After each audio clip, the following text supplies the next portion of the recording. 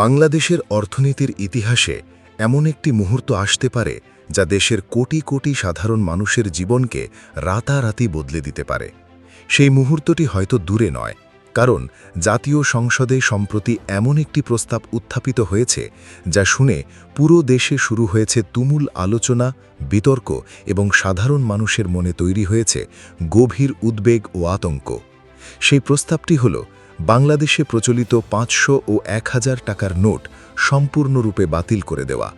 2026 সালের জুন মাসের উত্তপ্ত বাজেট অধিবেশন চলাকালে সংসদ ভবনে যখন দেশের অর্থনীতি নিয়ে তুমুল বিতর্ক চলছিল, ঠিক সেই মুহূর্তে দাঁড়িয়ে সুপ্রিম কোর্ট বার অ্যাসোসিয়েশনের সভাপতি এবং বিএনপি মনোনীত সংসদ সদস্য ব্যারিস্টার এম মাহবুবউদ্দিন খোকন এমন একটি প্রস্তাব উপস্থাপন করেন যা রাজনৈতিক বিশ্লেষকরা ইতিমধ্যেই অর্থনৈতিক পারমাণবিক বিস্ফোরণ বলে আখ্যা দিতে শুরু করেছেন।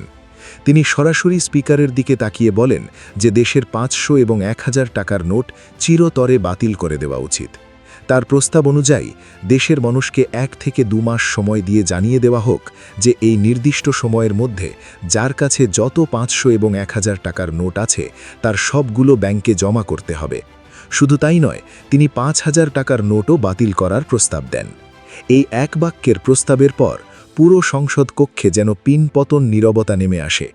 অনেক সংসদ সদস্য একে অপরের দিকে অবাক হয়ে তাকাতে শুরু করেন, কারণ এই প্রস্তাব বাস্তবায়ন মানেই দেশের পুরো অর্থনীতিতে এক বিশাল ধাক্কা, যার প্রভাব শুধু বড় ব্যবসায়ী বা দুর্নীতিবাজদের উপর নয়, বরং দেশের সবচেয়ে প্রান্তিক এবং সাধারণ মানুষের দৈনন্দিন জীবনের উপরেও সরাসরি আঘাত করবে।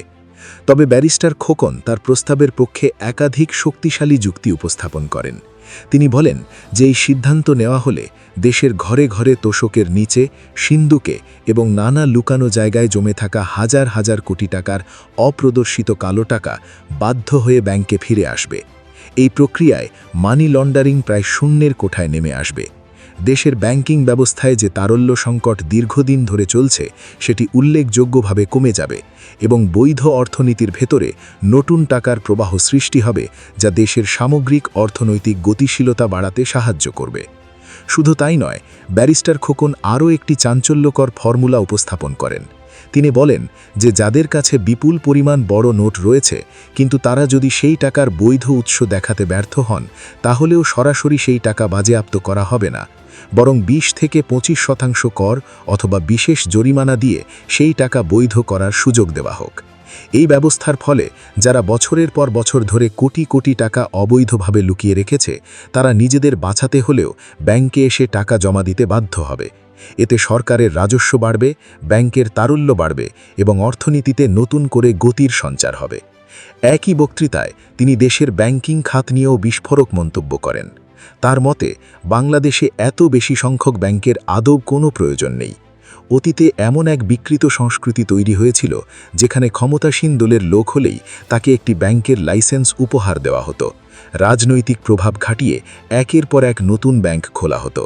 ফলে অসংখ্য দুর্বল ও অকার্যকর ব্যাংক তৈরি হয়েছে, যেগুলো আজ দেশের অর্থনীতির জন্য বোঝা হয়ে দাঁড়িয়েছে। তিনি দুর্বল ব্যাংকগুলো দ্রুত একত্রিত করে পুরো ব্যাংকিং সেক্টরকে নতুনভাবে পুনর্গঠন করার জোরালো প্রস্তাব দেন। কিন্তু এখানেই তৈরি হচ্ছে সবচেয়ে বড় এবং সবচেয়ে জরুরি প্রশ্ন: 500 এবং 1000 টাকার নোট বাতিলের এই পরিকল্পনা আদৌ কি সফল হবে, নাকি এই সিদ্ধান্ত দেশের অর্থনীতিকে এক ভয়ঙ্কর অনিশ্চয়তার দিকে ঠেলে দেবে? এই প্রশ্নের উত্তর খুঁজতে হলে অবশ্যই ফিরে যেতে হবে 2016 সালে ভারতে ঘটে যাওয়া সেই ঐতিহাসিক এবং বিতর্কিত ঘটনার দিকে। 2016 সালের 8 নভেম্বর রাতে ভারতের প্রধানমন্ত্রী নরেন্দ্র মোদী হঠাৎ করে জাতির উদ্দেশ্যে ভাষণ দিয়ে ঘোষণা করেন যে দেশের প্রচলিত 500 এবং 1000 রুপির নোট অবিলম্বে বাতিল। সেই সিদ্ধান্তের পেছনে লক্ষ্য ছিল কালো টাকা উদ্ধার করা, দেশ থেকে জাল নোট নির্মূল করা এবং দীর্ঘদিনের দুর্নীতির সাম্রাজ্য চিরতরে ভেঙে দেওয়া। কিন্তু বাস্তবে যা ঘটেছিল তা ছিল অত্যন্ত ভয়াবহ। সারা দেশে ব্যাংকের সামনে কিলোমিটারের পর কিলোমিটার দীর্ঘ লাইন তৈরি হয়েছিল। লাখ লাখ ছোট ব্যবসায়ী কার্যত এক রাতের মধ্যে অচল হয়ে পড়েছিলেন। নগদ টাকার উপর নির্ভরশীল কোটি কোটি সাধারণ মানুষ চরম বিপর্যয়ের মুখে পড়েছিল। মানুষ চিকিৎসা নিতে পারছিল না, মজুরি দেওয়া বন্ধ হয়ে গিয়েছিল, কৃষকরা বীজ কিনতে পারছিলেন না এবং গ্রামীণ অর্থনীতি প্রায় সম্পূর্ণ স্থবির হয়ে পড়েছিল। সবচেয়ে বড় ধাক্কাটি আসে ভারতের কেন্দ্রীয় ব্যাংকের রিপোর্ট প্রকাশের পর। সেই রিপোর্টে দেখা যায় যে বাতিল হওয়া মোট নোটের প্রায় ৯৯% বিভিন্ন পদ্ধতিতে শেষ পর্যন্ত ব্যাংকে জমা পড়ে গেছে। অর্থাৎ যাদের ধরার জন্য এই বিশাল নোটবন্দি অভিযান পরিচালনা করা হয়েছিল, তারা শেষ পর্যন্ত নানা কৌশলে এবং বিভিন্ন মাধ্যম ব্যবহার করে নিজেদের টাকাকে বৈধ পথে ফিরিয়ে ফেলতে সক্ষম হয়েছিল। কিন্তু সেই গোটা প্রক্রিয়ার মূল্য দিতে হয়েছিল দেশের সাধারণ, নিরীহ এবং শ্রমজীবী মানুষকে। ভারতের নোটবন্দির এই বিফলতা আজও বিশ্বের অর্থনীতিবিদদের কাছে একটা বড় শিক্ষণীয় উদাহরণ হয়ে আছে। এখন বাংলাদেশের বাস্তবতা আরও বেশি জটিল এবং বিপজ্জনক। ভারতের তুলনায় বাংলাদেশে ডিজিটাল লেনদেনের সুবিধা এখনও অনেক কম প্রসারিত। দেশের বিশাল জনসংখ্যা, বিশেষ করে গ্রামাঞ্চলের মানুষ এখনও পুরোপুরি নগদ টাকার উপর নির্ভরশীল। গ্রামীণ হাট বাজার, ক্ষুদ্র ব্যবসা প্রতিষ্ঠান, কাঁচা বাজার, পরিবহন, দিনমজুরদের মজুরি, খুচরো লেনদেন সহ দৈনন্দিন জীবনের প্রায় সব কিছুই মূলত নগদ টাকার উপর দাঁড়িয়ে আছে। যদি হঠাৎ করে বড় নোট বাতিল করা হয়, তাহলে দেশের কোটি কোটি মানুষ রাতারাতি চরম বিপদে পড়ে যাবে। লক্ষ লক্ষ ক্ষুদ্র ব্যবসায়ী একদিনেই স্থবির হয়ে যাবেন।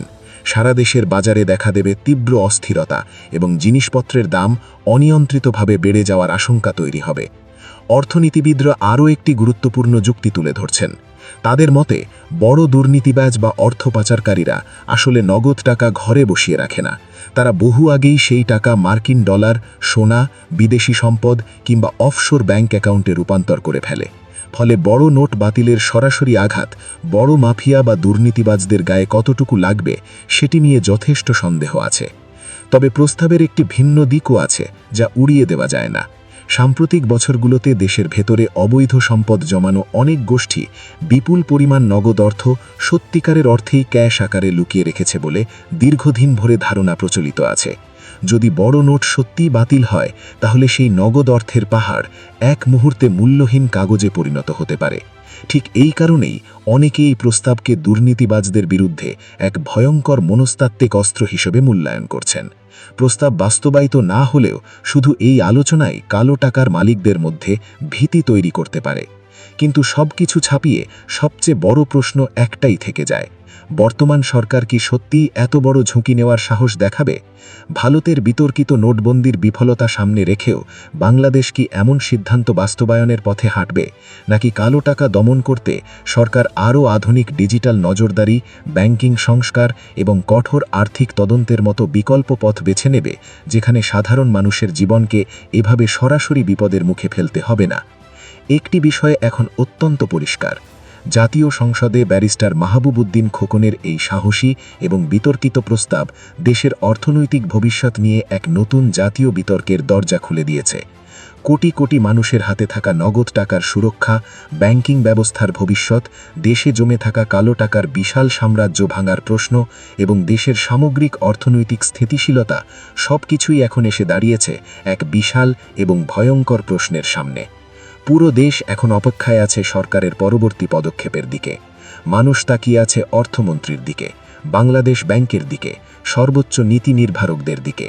কারণ যদি কোনোদিন এই সিদ্ধান্ত সত্যিকার অর্থে বাস্তবায়িত হয়, তাহলে সেটি হবে বাংলাদেশের অর্থনৈতিক ইতিহাসের সবচেয়ে বড়, সবচেয়ে জটিল এবং সম্ভবত সবচেয়ে বিস্ফোরক রাত।